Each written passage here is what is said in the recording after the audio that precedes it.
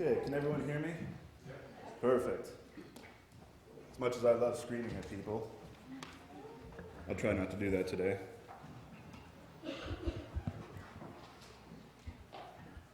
So, Nancy, I actually really like that children's story about focusing on knowledge.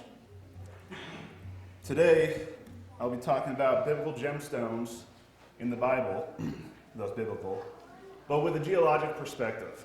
I'll be building upon the sermon that Wally gave this summer, focusing on the sapphire, lapis lazuli, 10 Commandments. He focused on a biblical rendition of that. I'm going to bring in more of a geological side of that to bring more proof, validation to that, as well as focusing on the gemstones of the priestly breastplate. Now, I chose the scripture reading today because I wanted the focus to be not on the stones. As much as I love rocks, I collect, I'm fascinated about rocks and minerals. The true value is not in the items themselves, but in the wisdom, discernment, and knowledge that we gain from God. So as much as I'm going to talk about and geek out about these rocks today, the focus is not the rocks. It is what they were used for and the purpose that they were meant. So we'll go ahead and start off with prayer here today. Let's bow our heads. Dear Heavenly Father, I thank you for giving me a desire for this hobby, that I can present this knowledge and share what I've learned with your congregation here, Lord. Let your word speak through me, and let the showcase of your nature bring joy to us. In your holy name, amen. So it's not often I get to speak to a room of people required by societal norms to sit there and let me talk about rocks until I'm done. So excuse me if I relish in this moment.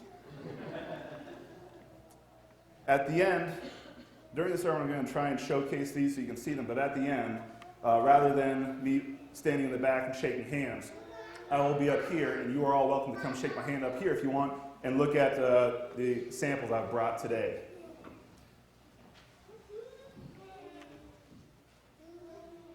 So who has a phone with them today?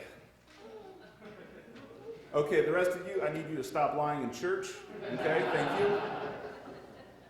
Today is going to be interactive. Regardless of how proactive I could have been on this sermon and building the slides, I still would have had you guys using your phones. However, since I finished the slides late last night, I want you to judge accordingly on the simplicity of it. It had the prospect of being the greatest presentation known to man. It's going to be a little less so today. But I'm going to give you guys phrases to look up in your phones so you can actually see firsthand on a digital screen what some of these stones would have looked like and what the carvings were used for back in the ancient times.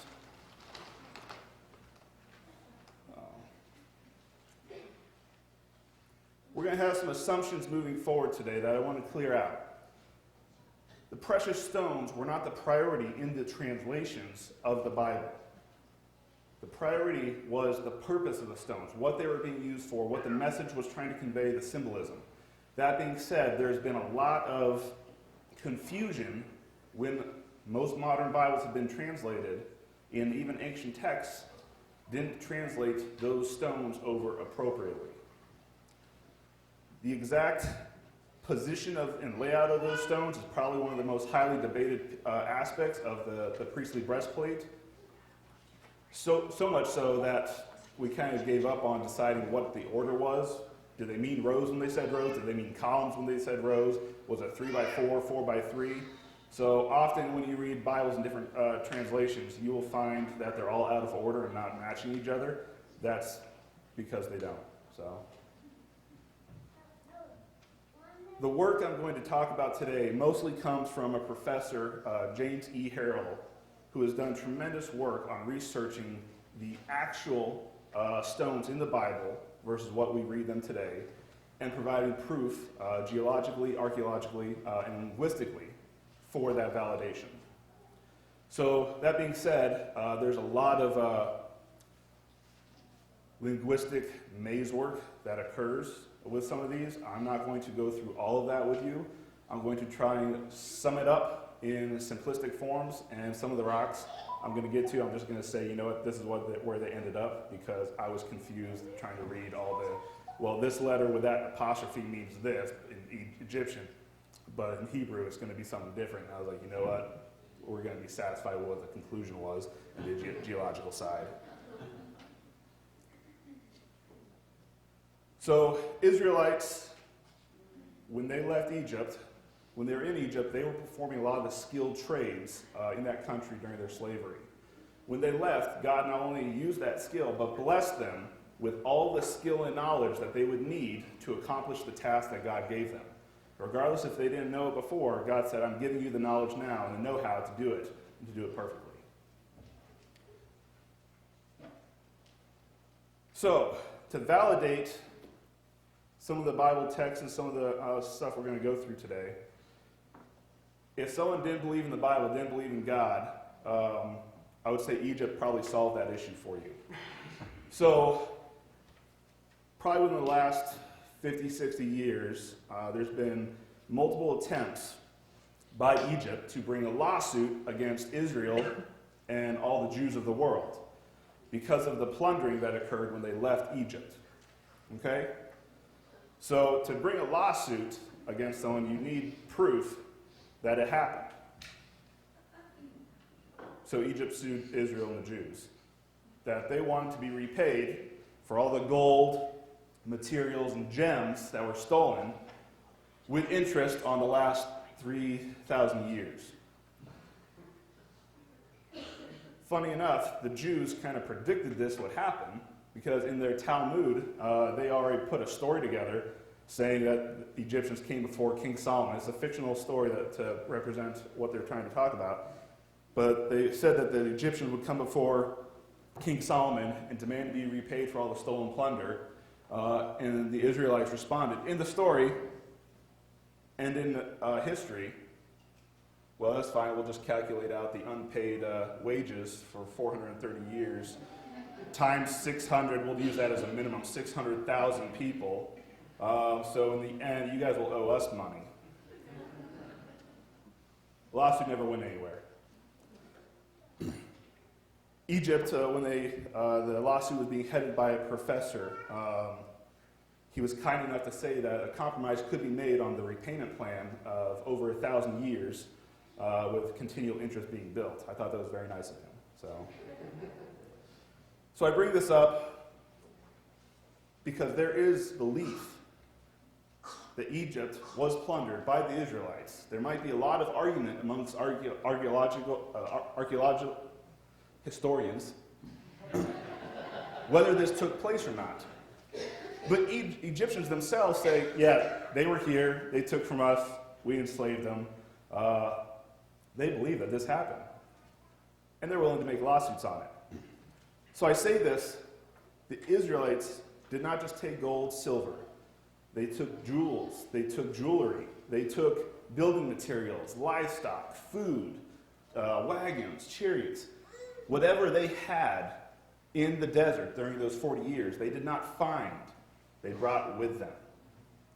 Unless, we'll get to this later too, unless God specifically stated, I provided this for you, the assumption then comes, they already had it. So, we want to start off with a Mohs scale of hardness. As you see up before you, it's on a scale of 1 to 10. This is how we measure the hardness of gems, minerals, and we use metal and other objects to compare that hardness against. So it's a nice scale, 1 to 10 here. Gypsum and talc, very soft. Diamond being the hardest mineral known to man, being a 10. Corundum, which is ruby and sapphire, being a 9, second hardest. Quartz, most common out there, is 7. So we can see that there's a nice little line, very linear here. When in fact, you get to corundum and then it's exponentially harder getting to diamond. I want to show this because these are mostly considered precious gems and minerals nowadays, and what many of them are translated into the Bible being, well, this is what they must have been meaning. However, this was 1,500 to 1,500 BC. We have to understand that a lot of what we have today, they did not have. To make the assumption that they could carve diamond with bronze, which is a hardness of 3, not going to happen. We'll explain a little bit how the engraving did happen, how they were able to accomplish some of the great feats that they already did. So, lapis lazuli, we'll start here. Does this have a pointer on it? There we are. Oh, green, I like that. So, Egypt's over here. Israelites.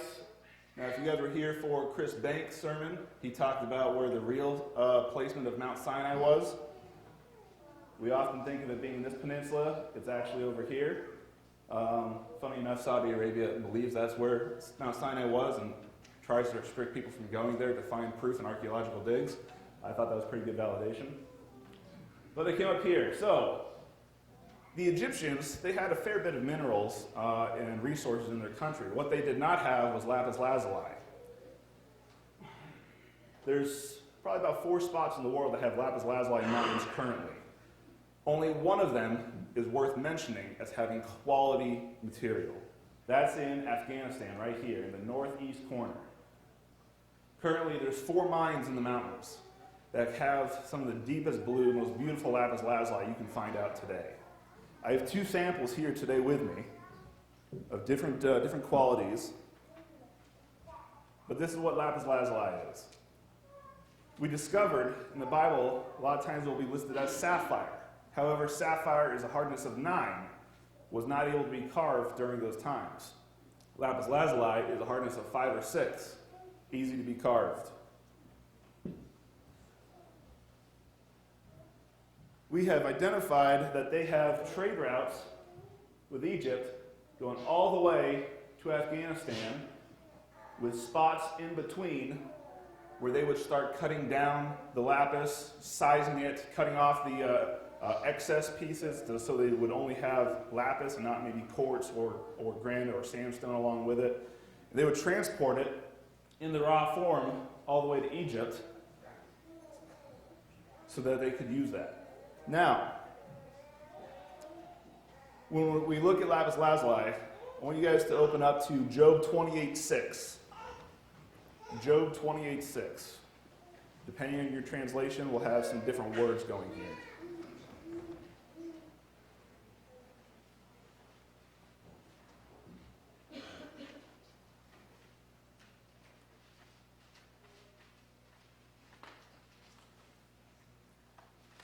So Job 28:6 says, lapis lazuli comes from its rocks, and its dust contains nuggets of gold.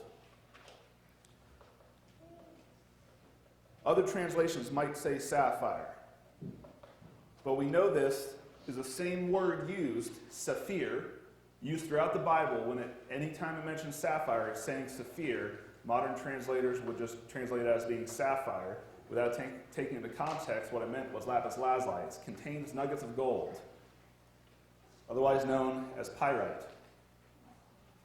Lapis lazuli is made up of mostly 3 minerals: lazurite, which is the blue; pyrite, which is the flakes of gold; and calcite, which is the white. Other spots in the Bible and ancient texts will describe lapis lazuli as a dark, starry night because of the flakes and the sparkles it has. We know Egyptians valued lapis lazuli above most other gems and minerals. They used it in everything they had. These are slabs of lapis, turquoise, and other minerals inlaid in the gold for their idols and representations. One of the most famous headpieces from King Tut, laden with lapis lazuli for this whole sarcophagus and body covering.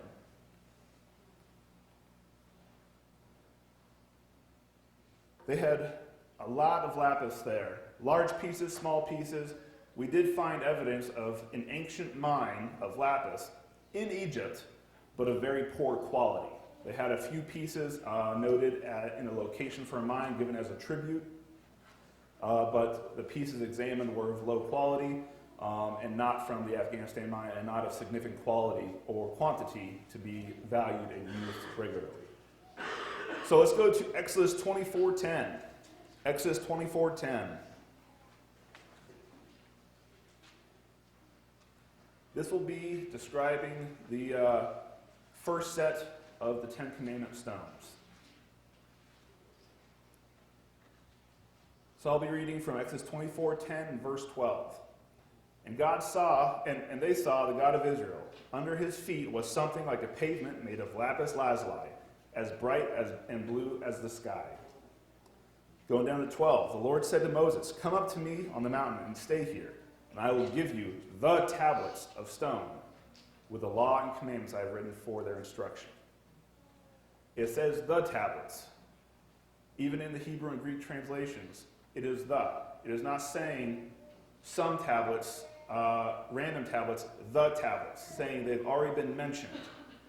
The only other tablets and pavement stones of this quality were listed as the foundation and floor of God's throne room.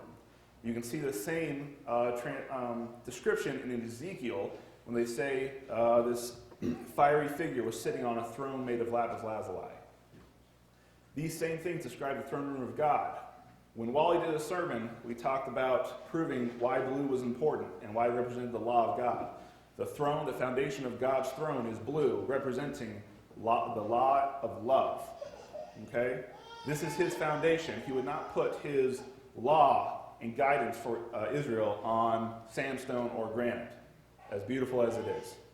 He needed something symbolic and representative of his blue color and the foundation of his throne.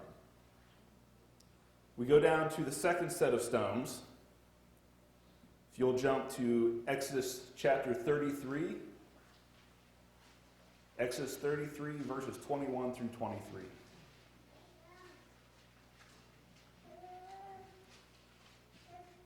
We're going to start looking at the second set of stones after Moses threw the first set down in anger from the golden calf.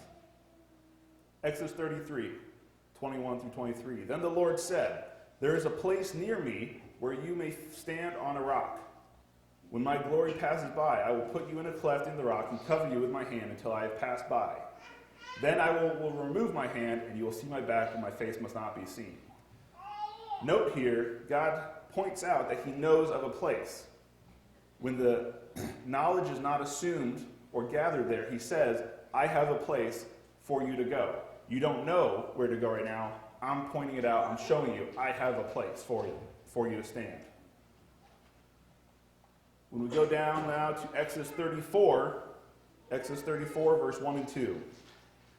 The Lord said to Moses, "Chisel out 2 stone tablets, like the first ones, and I will write on them the words that were on the first tablets, which you broke. Be ready in the morning, and then come up on Mount Sinai. Present yourself to me there on top of the mountain." Where do you get the second stones?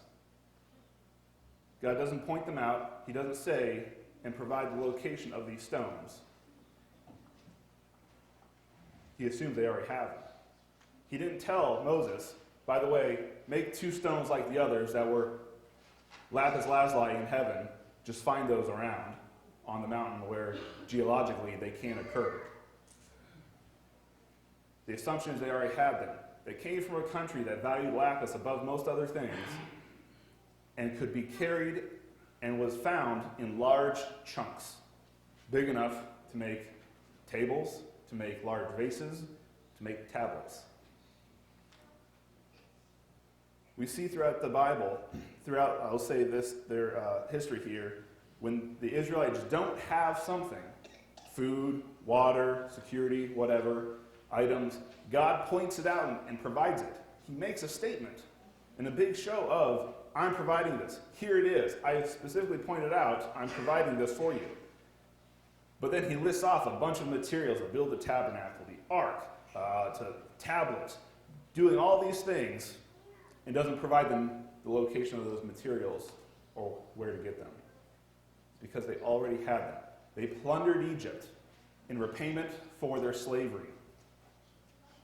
They had everything they needed with them.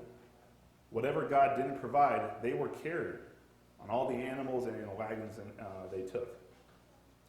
There's some geological debate, but in it was mentioned the possibility that each person carried about 90, each person and family carried about 90 mules or animal loads of materials with them. This was a large mass movement. They had a lot of materials and items with them. I believe the second set of tablets were carved from lapis lazuli that they took in their plunder from Egypt. It was materials they had with them. Now, on a side note, why 2 tablets? We often will see these tablets, 5 on one, 5 on the other. The Jews believe, as with ancient times, that these were contracts. Whenever a contract was made between 2 kingdoms or a people and a king, 2 identical stones would be made. A copy of the contract, one for the king, one for the other party. So that if there was a disagreement or an argument, they could come with their contracts and compare them and say, no, this is what we agreed on. These are 2 contracts.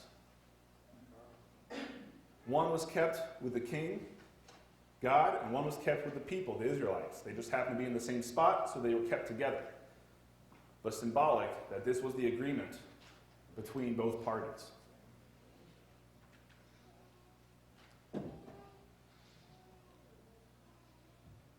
I personally believe the second commandments were, second set were the same as the first, carved by the hand of Moses. When he went up on the mountain, after he went up on the mountain, he had those tablets with him. He inscribed the words when he was up there for 40 days and nights, and then came back down. Blue is so symbolic for the Jews and to God. I don't believe God would make the first set blue, and the second set, like, whatever you guys find around, carve that up. It was the same symbolism going through. So, we're going to move on to the stones on the breastplate. So, let's go to Exodus 25. Exodus 25, verse 3. A little bit further proof here on the materials.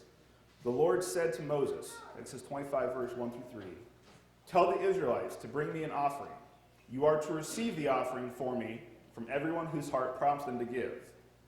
And these are the offerings you are to receive from them." And they listed off a number of items. The statement there is they already had them. He didn't tell them to go find these things. He said, give to me what you already have. This is listed multiple times when they describe and review what they're giving. So I believe they already had these materials, as I said before. Now, let's go to the actual description of the breastplate. Exodus 39. Exodus 39, I'll read from verse 6 and then 10 through 14. 39, starting off with 6.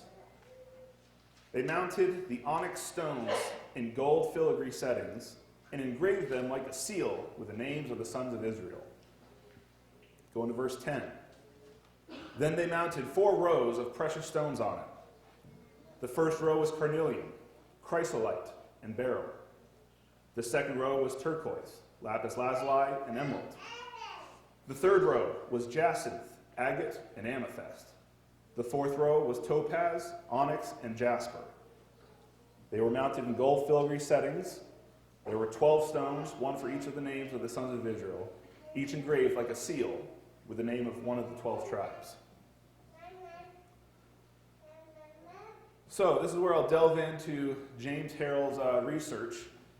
And one of the reasons I really like James Harrell's research is he wrote a number of years ago the same article using one of 3 ancient texts to bring the translations for these stones from. Then as he did more research, he realized he was wrong. So he wrote another article debunking his first article, saying, actually, this is what the stones actually were, now taken from 3 ancient texts, still using one of his original ones, but some of those stones were off. So he had no problem saying, you guys, I learned more, so we're going to write another article just to show that I was wrong the first time and provide further proof. What he does is they do a linguistic analysis on the actual words and letters and transcriptions between multiple languages from these three ancient texts, and using other descriptions from ancient authors as well. They'll use archaeological evidence, looking at the gemstones that have been gathered and actually found in the area, as well as the geological manifestations of those minerals. Now, during the time period they're looking is from 1550 BC to 550 BC, providing the full spectrum of the arguments for when the Israelites would have been in Egypt. The translations, specifically taken from the ancient texts, coming from the Septuagint, the Vulgate, and the Masoretic text. Now, the shoulder stones, the onyx that was laid on the shoulder, were each inscribed with 6 names of the 6 tribal names.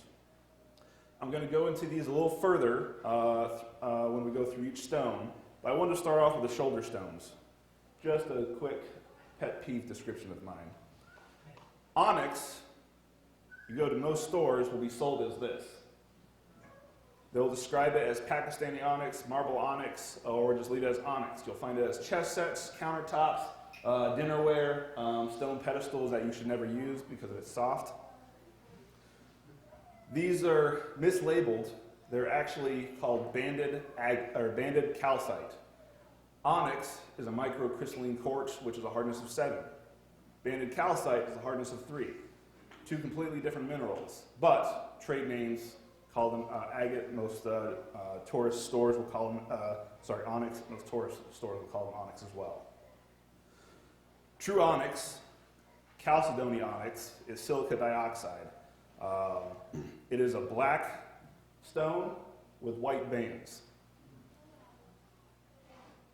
If you look up onyx, you'll mostly find, if you're looking for this, you'll mostly find black onyx.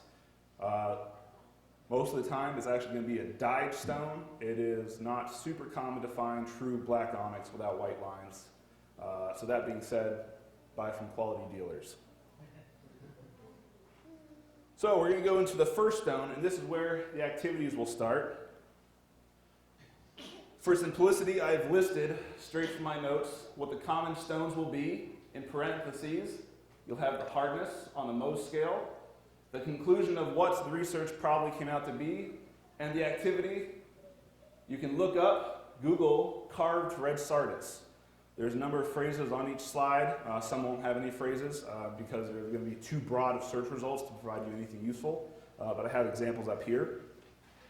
So let's starting off.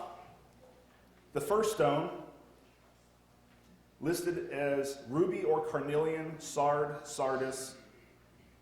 It is listed in Hebrew as, I'm going to screw up all these Hebrew names, so just bear with me on that. Judge me appropriately. You can whisper scoundrel and stuff during the sermon, that's okay. It means red or redness, odem. There is universal agreement among researchers that this is a red gemstone. We got that covered. Now we move on to carnelian, was one of the most common stones in gem carving, jewelry, and seals during that time. It is basically a red gemstone. When you hold it up to the light, it will shine through as red. It is very hard nowadays to find true red carnelian, and it was still not super common then. What they would do to make it red, if they didn't have a red one available, is they would heat treat it. Now, I'm not a super fan of messing with gems and their quality, but they would use this and heat treat it and bring out a bright red when it was done. Makes it easier to carve as well. In its rough form, it doesn't look like much, but when you polish it, it comes out. Ruby was one of the options listed. I have a ruby from Madagascar here, and I have ruby in a green stone called fuchsite. So there's just light pink red dots in here. Ruby is the second hardest mineral known to man. They had not yet discovered rubies as a gem or of a useful item probably until the 1st century BC.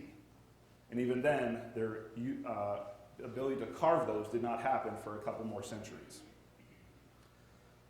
So carnelian, ruby can be ruled out fairly easily because it is not something that was known to them or were they able to make any use of it. We look at carnelian, red microcrystalline quartz. So we think of quartz. Quartz is a big family of lots of other gemstones. So we have macrocrystalline quartz, which is your big quartz crystals. We have microcrystalline quartz, which is quartz that you can't see crystals. They're just small, like that carnelian, super small microscopic crystals that are formed together. So red microcrystalline quartz is very common across the world. Jasper, red jasper is a microcrystalline quartz. The difference in the names comes from the extra minerals they have and elements they have and what their appearance is afterwards. Carnelian is a variety of red microcrystalline quartz. It was commonly found with other red stones throughout the Middle East, in Saudi Arabia, in Egypt, down through the coastlines of Africa. And so because we can rule out ruby, the assumption has come that carnelian is the first stone listed. This is fairly accurate through most translations. And so if you haven't looked up carved red stars, I would do that now. Show it to your neighbor with some cool samples there. Second stone is listed as topaz and chrysolite. So topaz is a hardness of 8. Again, it's the 3rd hardest stone known to man, listed on the Mohs scale. There's some that are 8.5, and then we've found some materials that might be 9.5, still waiting for further research. Topaz, I have a sample up here, beautiful clear crystal. But listing something as topaz is very difficult because topaz has multiple color varieties. So saying topaz provides us 0 evidence or clue as to what it actually was for the color or the stone. Again, topaz was probably not something they would have used. One, it was not available during those times. But the name we come for is Pitta. Pitta. Its origin in Hebrew direct translation has proven difficult, but it can be connected to an Egyptian word called Didi. How they did that, confusing, but there are some squiggly lines that connected those. Didi is listed in multiple ancient texts describing its red color when powdered. And it's listed as being used in medicine and art and being valued as tribute along with the same level as gold, ivory, and ebony. It's a very popular stone. This Didi has been listed to be found in southern Egypt in ancient times, and it can currently be found modernly. Often, what we have listed in Greek translations, where we got topaz from, is topazion or topazos, which is actually peridot, a green form of olivine. This gemstone, peridot, topaz, both were unknown in these regions at that time and would not have been of use. They did not have them. Based on the textual descriptions, it has come that the stone that is red when powdered, but also has a metallic appearance, is going to be hematite. A submetallic variety of hematite. Hardness of 5.5 and 6.5. A lot easier to carve than topaz. Chrysolite, the other one mentioned up there, is also useless. Chrysolite is not a stone at all. It is a description of stones. It describes a stone that is yellowish green. That can be beryl, topaz, peridot, olivine, can be quartz still. There's a lot of wiggle room for chrysolite. It's listed multiple times throughout the Bible, but it provides 0 evidence on what it actually is, and there is no chrysolite material to this day. So look up Egyptian hematite and hematite mineral. You get some cool examples of what that looks like. It was a carvable metallic, semi-metallic stone. When powdered, it was red. So Additionally, I don't know how that worked out for the inside, but there we are. The third stone, listed as peridot, emerald, or beryl, and carbuncle. Carbuncle is garnet. So peridot, a little softer but hard, 6.5 to 7. Emerald is a beryl, 7.5 to 8 hardness, and carbuncle, the garnet, is 6.5 to 7.5. The word comes from bereget. It is described as a green gemstone. Some considerations to take into this, and I do want to say, when I was first writing this sermon, I was using James Harrell's first research, which described this stone as carbuncle, but the actual translation in Greek, before you get to that, any law enforcement in the house, past or present, that's good. Medical people, military, I'd ask you to stay calm too. In Greek, it was called anthrax, but it's garnet. It's completely safe. So it's not the weaponized anthrax of 9/11 that we've grown up with. But I thought I'd make that clarification before FBI was invited here. So some considerations. We take a text from a 1st century AD Roman writer called Pliny the Elder, and he refers to the stone as being a red garnet / carbuncle, known as anthrax, and says it has exceptional brilliance in sunlight. But garnet was not used in jewelries or seals until the Hellenistic period, which was over a millennium later than the time period that we're addressing. This was not something that they would have had access to or known how to use. Bereget has often been translated to mean peridot or emerald.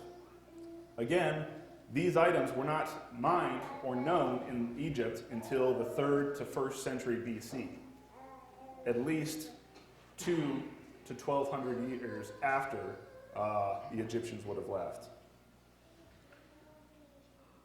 Sorry, Israelites would have left Egypt. However, bereget means green stones, and there are other green stones that were more common in the area and were used in jewelry and seals. Among these was green jasper, which was very precious, beautiful, but having larger quantities of this was not strictly available. There were, however, larger quantities of what's called serpentinite. These were available and used readily for seals, cylinder seals, messages, signet rings. These two stones can sometimes resemble each other and have been confused by archaeologists whose primary job is not identifying gemstones.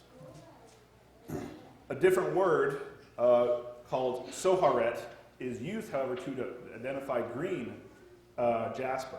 The assumption now, moving forward, is that the green stone was probably serpentinite, as there was already a word describing green jasper commonly used.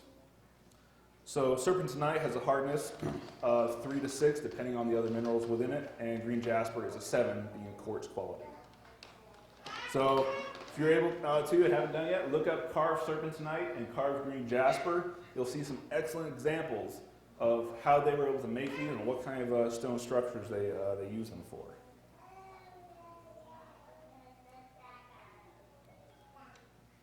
Moving on to the 4th stone. The 4th stone is listed as carbuncle, emerald, and turquoise. The name used for this was nopek. This has been conclusively connected to an Egyptian word describing the same stone. There is very little confusion on this one.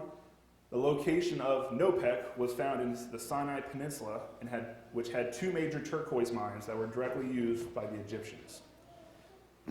The conclusion is that it was definitely turquoise. We find turquoise in some of the past pictures I've shown you, and it was very common in that region. Turquoise, however, nowadays is easy to fake. So if you are buying turquoise from dealers or jewelry, most often if the price seems really like a good deal, you're not getting actual turquoise. Often it's a dyed stone, and there's ways to test that using acetone. If color comes off, it's fake. It's probably howlite. If it doesn't come off, well then you've probably got real turquoise, and if you got it for a good deal, you're very lucky. You can also take a hot needle, and if it melts, it's going to be resin, not turquoise. So, turquoise is really undisputed here. Fifth stone, my favorite, listed as sapphire and lapis lazuli. The word is saphir. We've gone through a lot of this already.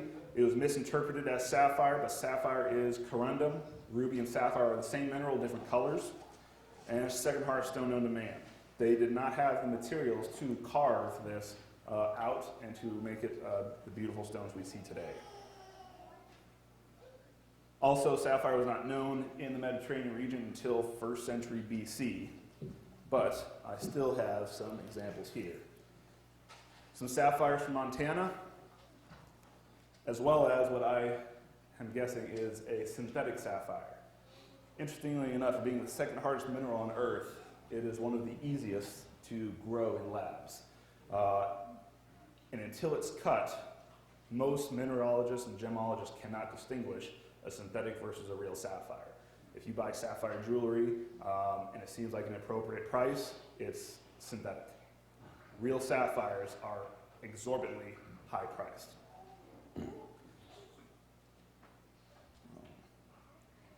So as we found in Job, describing sapphire or lapis lazuli as dust of gold, pyrite is laden in lapis lazuli.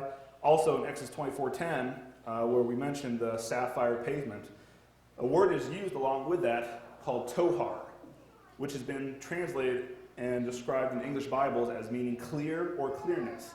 Rather, the primary meaning of this word would be pure, so pure blue.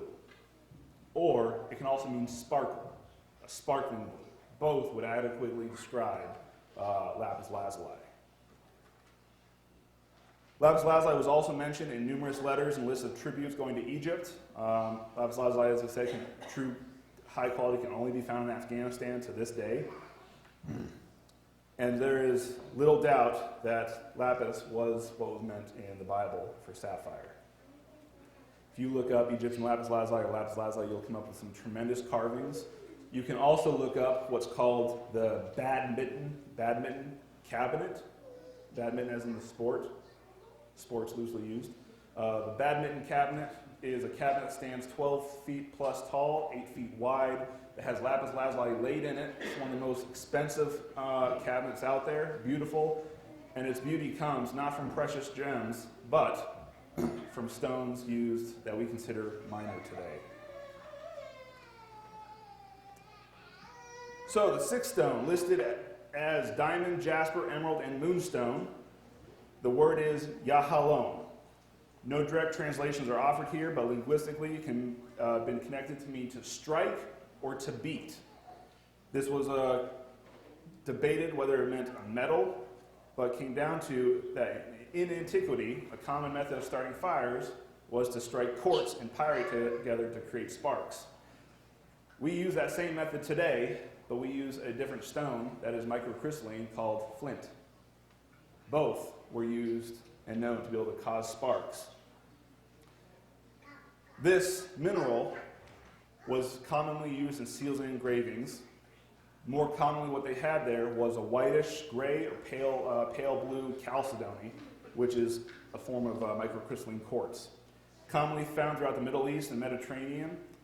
There, we came to the conclusion on the research that it was probably a whitish gray chalcedony or melting quartz. I have some samples up here as well to give you an idea of what that would look like. Searching for this, however, is too broad of a search results for too unspecific of an exact mineral to look at. Seventh stone. This one has been definitely mistranslated over the years, listed as jacinth or hyacinth, which is orange zircon. Hardness of 7.5, and listed also as turquoise, 5.6, 5 to 6. So the word is lesson. It's connected to and originated from an Egyptian word. It's also listed on tributes and trade manifests as green feldspar. What we find is this word is used in a lot of ancient texts and documents to describe and be colored as green. Describes the green stonework of scepters. It can be colored green in their documents. Green feldspar was commonly found, otherwise known as Amazonite, commonly found and used in Egypt. Had numerous mines in the eastern desert and in the old Egyptian kingdoms. conclusion is that it was probably Amazonite, a green feldspar, which I have here today. This one, however, is from Colorado. So,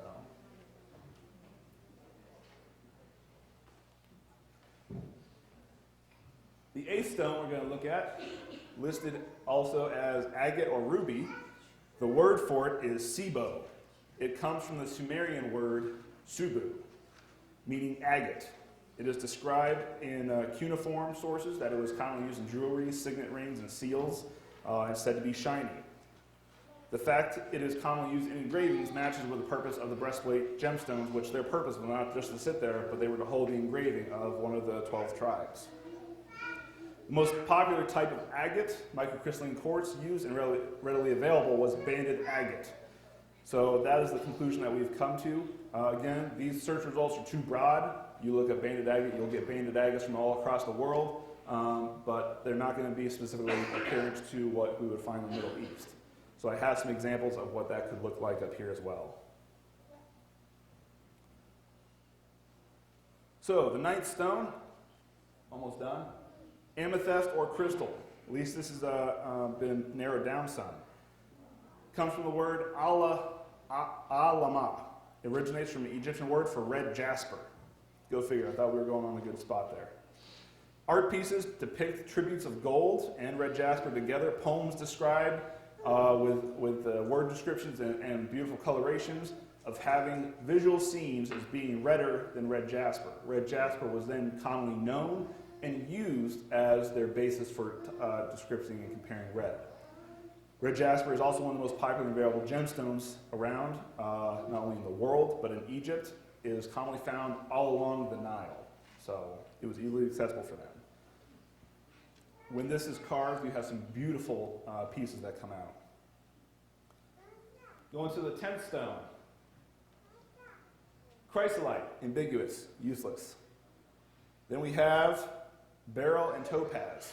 Two stones we've already ruled out would not have been used during this time. In short, there was a lot of linguistic work to happen to take the topaz, or the word here, Tarsus, which was then connected to ancient cities, basically came down to mean it glows. In Ezekiel and Daniel, the same word is used to describe the glowing of the rotating wheels in Ezekiel and the gleaming angelic figure in visions of Daniel. There is an argument for the glowing description to mean a metallic appearance, but most geological option is to actually be amber. So there is Baltic amber throughout Europe. There's also an amber that is softer and clearer in Israel, which is actually more prized during that time period than Baltic amber is nowadays. Trade was readily available with the Phoenicians to get the amber, and if you look up ancient carved amber, you will find some very beautiful carved pieces. It was also extremely soft at being a 2.5, so very easy to use in their engravings. 11th stone, beryl or onyx carnelian, comes from the word soham. This is the same word used to describe the onyx gemstones on the shoulder of the breastplate. This has been described as either a purple stone or a red stone of high value. So in ancient texts, it's been described to resemble carnelian, but with a different name. As carnelian and sardonyx would have often been found together, there is highly plausible that this would have been the stone they were talking about, but with a different name. Versus onyx, we have sardonyx. Amethyst was also an option to meet the description of the purple stone, and it was widely used in seals and engravings.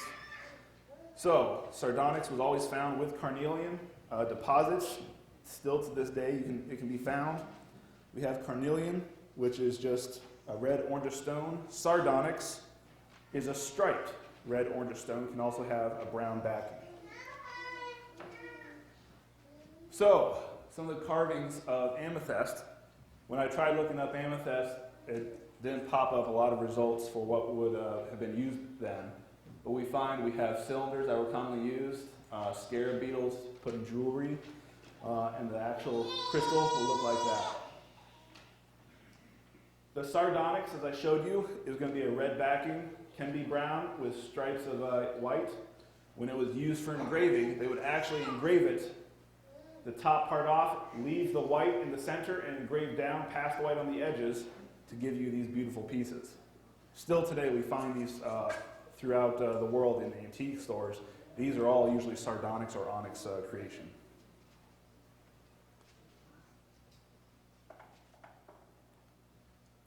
Twelfth stone and last stone, and then I'll release you from your societal norms to sit here.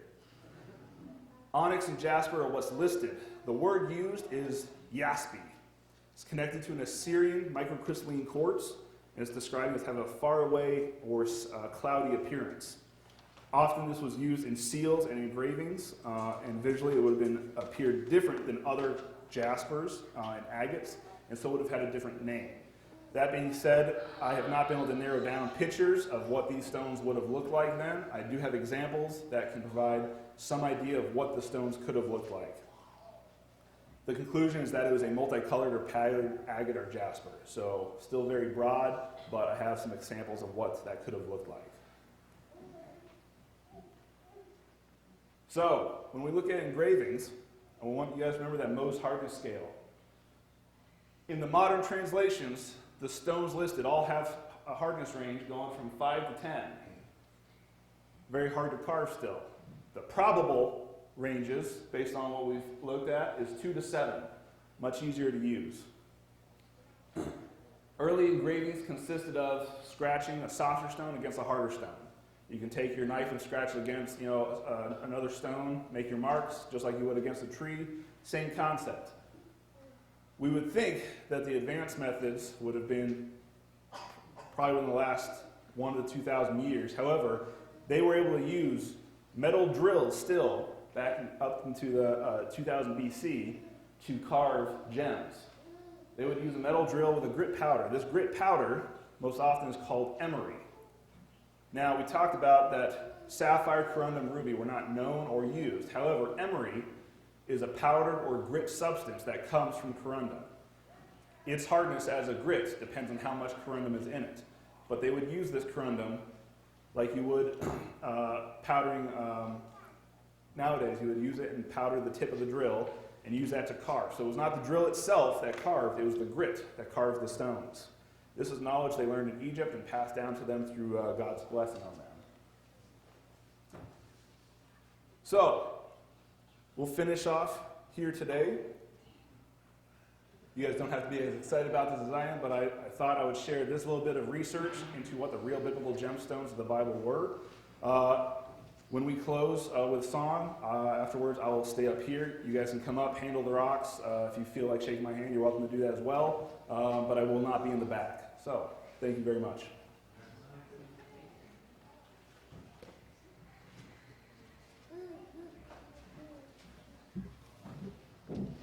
Please stand for our closing song 522, My Hope is Built on Nothing Less.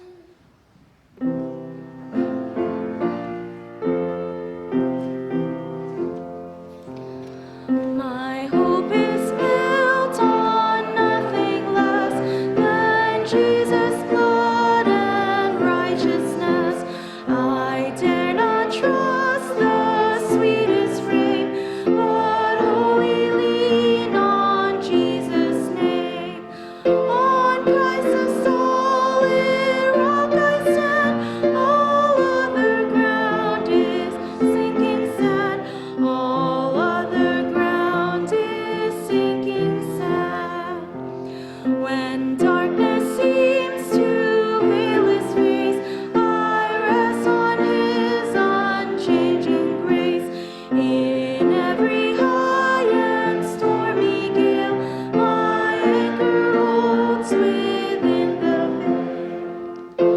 Christ the solid rock I stand, all other ground is sinking sand, all other ground is sinking sand. His oath is covenant and blood, support me in the whelming flood. When all around my soul gives way, he then is all my hope and stay. On Christ the solid rock I stand, all other ground is sinking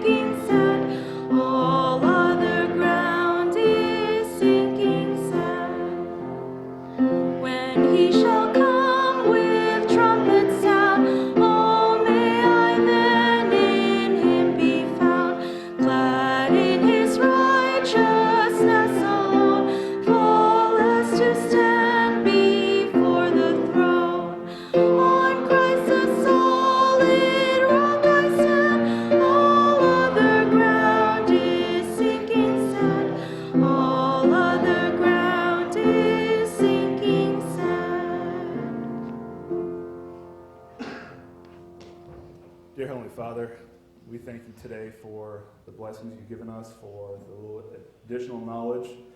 And I ask that we would remember that these rocks were meant to symbolize the promises and the communication with you, Lord.